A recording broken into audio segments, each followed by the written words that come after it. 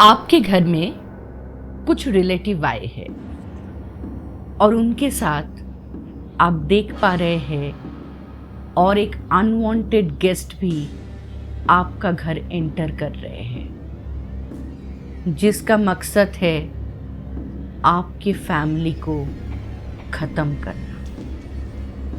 आप क्या करोगे? Hi, this is Shreya Chatterjee and welcome to our show well of horrors.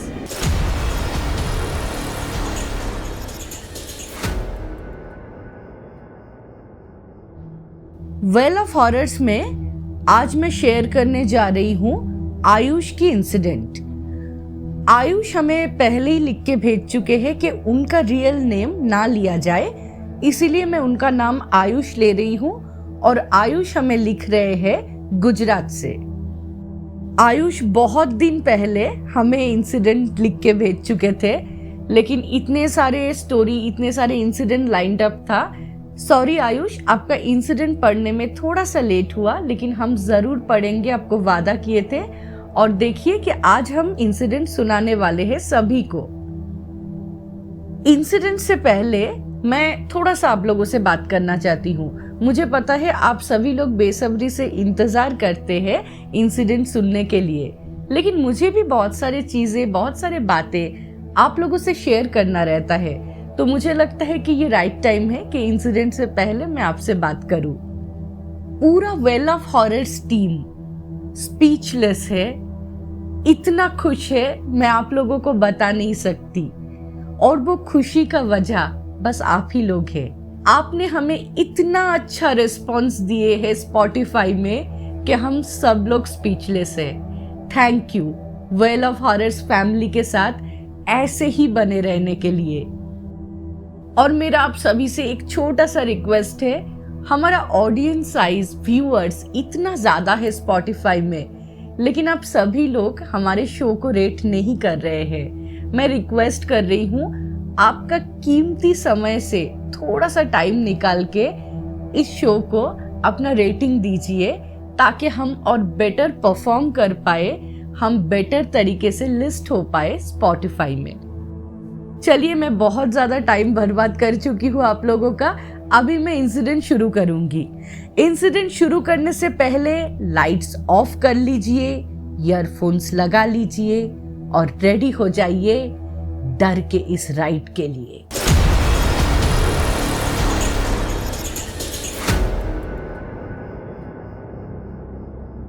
Ma'am, मेरा नाम आयुष है और मैं गुजरात का रहने वाला हूँ। ये एक रियल कहानी है जो मेरे फूफा जी की मौसी जी के साथ हुई थी। अगर आप इसे अपने चैनल पर अपलोड करते हो तो प्लीज हमारा असली नाम और लोकेशन को छुपा लीजिएगा, मेरी आपसे रिक्वेस्ट है। ये कहानी कुछ इस तरह है।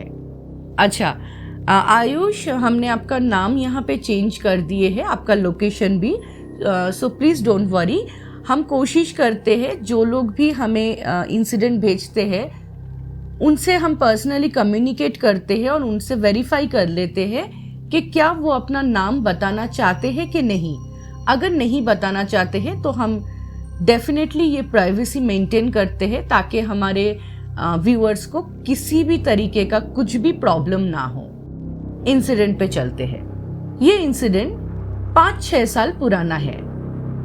मौसी जी, जो लगभग 65-70 साल की है, उनका अपना कोई बच्चा नहीं है और उनके पति काफी पहले ही गुजर गए थे।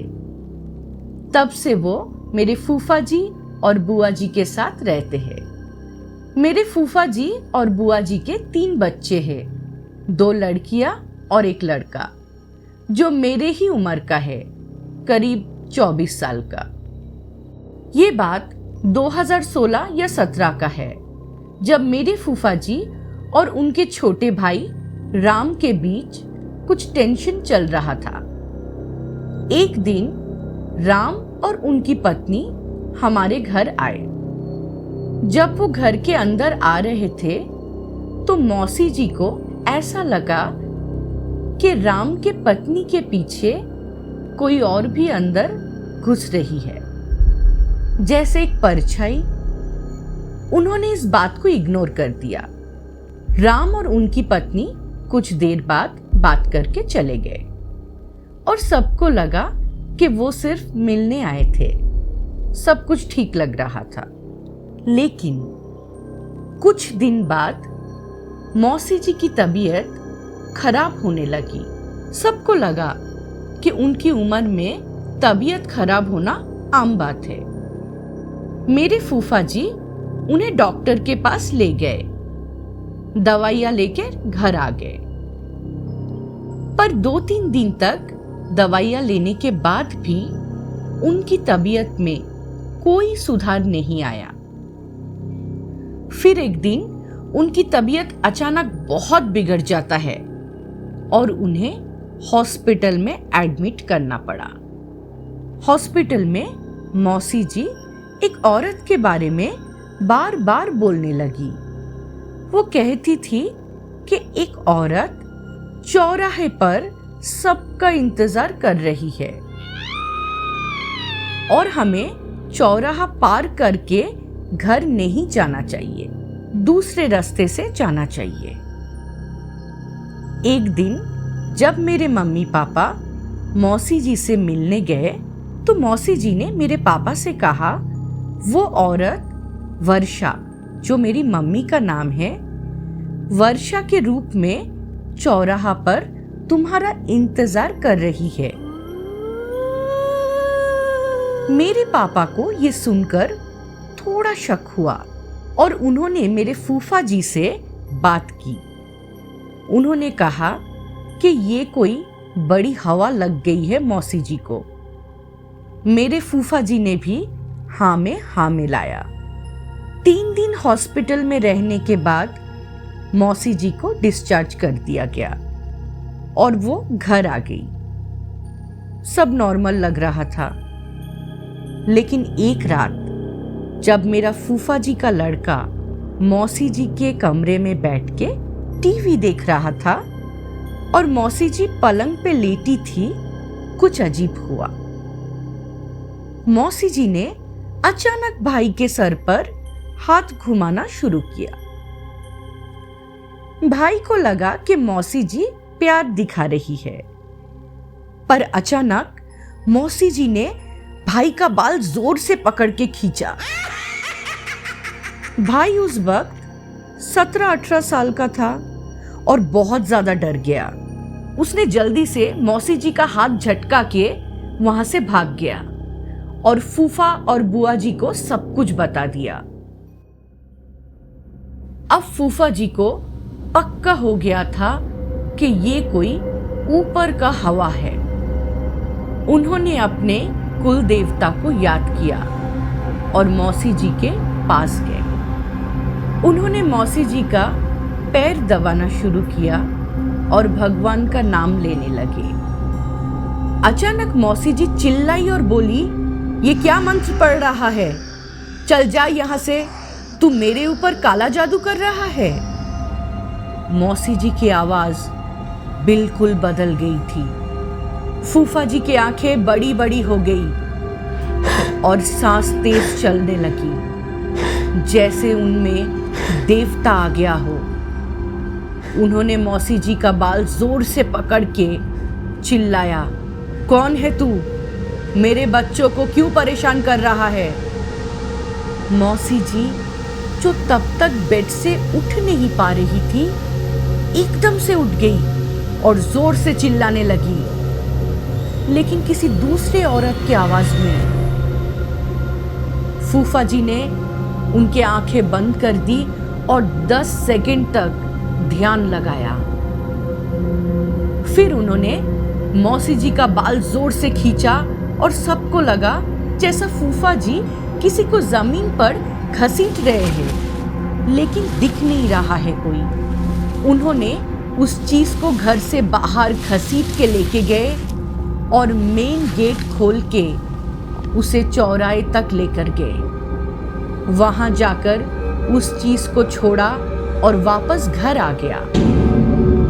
जब फूफा जी घर वापस आए तो उन्होंने घर के चारों तरफ एक चक्कर लगाया और अंदर आने से पहले एक बाल्टी पानी अपने ऊपर डाला। फिर वो बेहोश हो गए। घर वाले उन्हें उठाकर घर के अंदर लेके गए। मौसी जी और फूफा जी दोनों पर पानी छिड़का गया और धीरे धीरे दोनों को होश आया, लेकिन किसी को कुछ भी याद नहीं था कि पिछले 10 मिनट में क्या हुआ।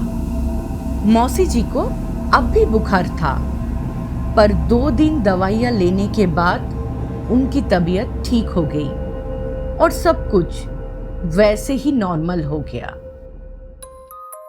तो ये था आयुष का इंसिडेंट।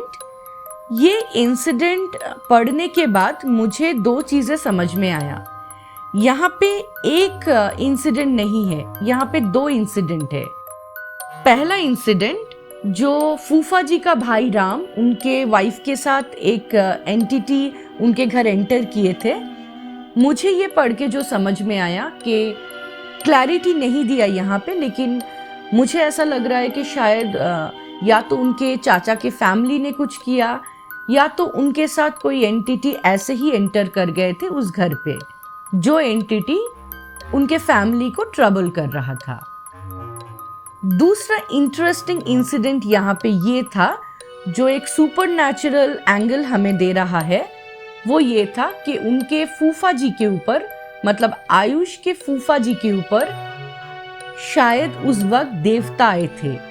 जो गुड एंड बैड का फाइट हुआ उसमें शायद वो देवता, मतलब वो कुल देवता जिनको याद करके फूफा जी आए थे मौसी जी के पास, उन्होंने शायद पूरे फैमिली को बचाया। तो ये 2 एंगल मुझे समझ में आया। आप लोग मेंशन कीजिए, आप लोगों का ओपिनियन कुछ है तो हमें बताइए। बहुत अच्छा इंसिडेंट था। Thank you Ayush, thank you so much हमारे साथ अपने लाइफ का एक इम्पॉर्टेंट इंसिडेंट शेयर करने के लिए। ऐसे ही आप लोग हमें इंसिडेंट भेजते रहिए। हमें इंसिडेंट भेजने के लिए मेल कीजिए whaleofhorrors@gmail.com पे। आप हमें वेल ऑफ हॉरर्स के फेसबुक या इंस्टाग्राम अकाउंट पे भी अपना स्टोरी भेज सकते हैं। लास्ट वीक जो ऑडियंस पोल हमने क्रिएट किए थे, उसमें बहुत सारे लोगों का रिस्पॉन्स आया था कि डूअर्स का ये जो हॉन्टेड रिसोर्ट है, इसके आसपास के जो और स्टोरीज है और इंसिडेंट्स है आप लोग सुनना चाहते हैं। तो मैं कोशिश करता हूँ नेक्स्ट वीक जो इंसिडेंट मैं आपको सुनाऊंगी उसके साथ डूअर्स के ये जो रिसोर्ट है, हॉन्टेड रिसोर्ट है, इसके आसपास का जो इंसिडेंट है वो भी आप लोगों के साथ शेयर करूँ। आप ऐसे ही वेल ऑफ हॉरर्स फैमिली के साथ जुड़े रहिए, हमें इंसिडेंट भेजते रहिए, हमें एनकरेज करते रहिए। Thank you so much, thanks a lot for listening. Next week मिलते हैं एक रियल हॉरर इंसिडेंट या सुपरनैचुरल इंसिडेंट के साथ। तब तक स्टे ट्यून्ड।